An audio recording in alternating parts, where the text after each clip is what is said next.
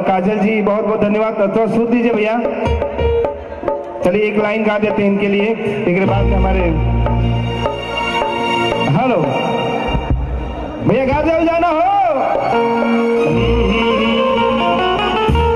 कि जान मरवाई लहंगवा है गोली, सही है ना हाय जो बना डोलावे लाई मां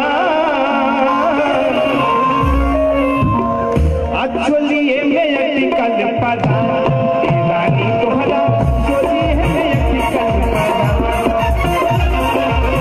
चोलिए में अटकल पदा रानी तोहरा चोलिए में अटकल पदा जान मरवाई लहंगवा है काजल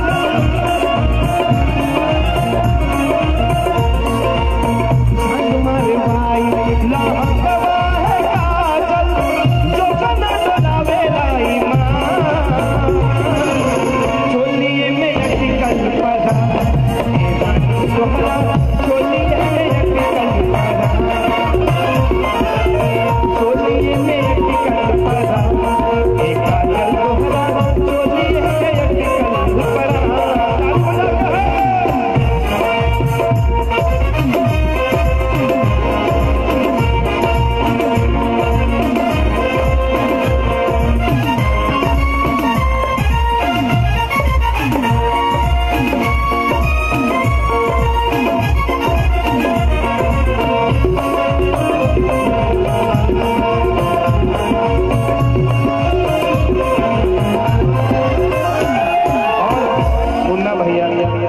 क्या बात है, जय हो।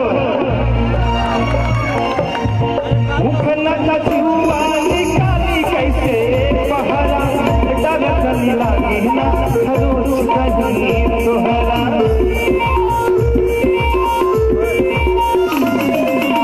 इतना सके हूँ परवाह नहीं कहने तोहरे मोहब्बत के टावर अब धरे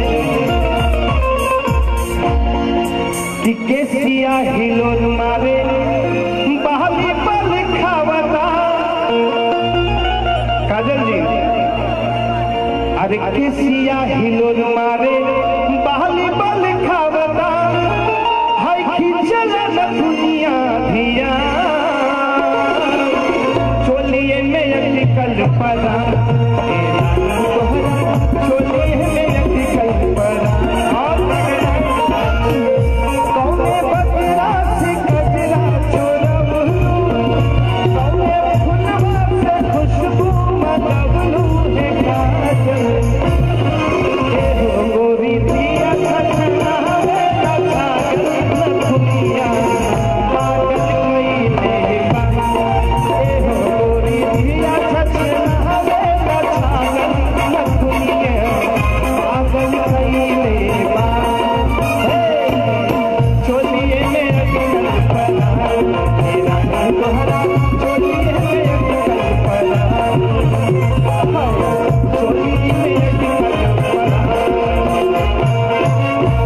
काजल तोहरा चोलिए में अटकल परा।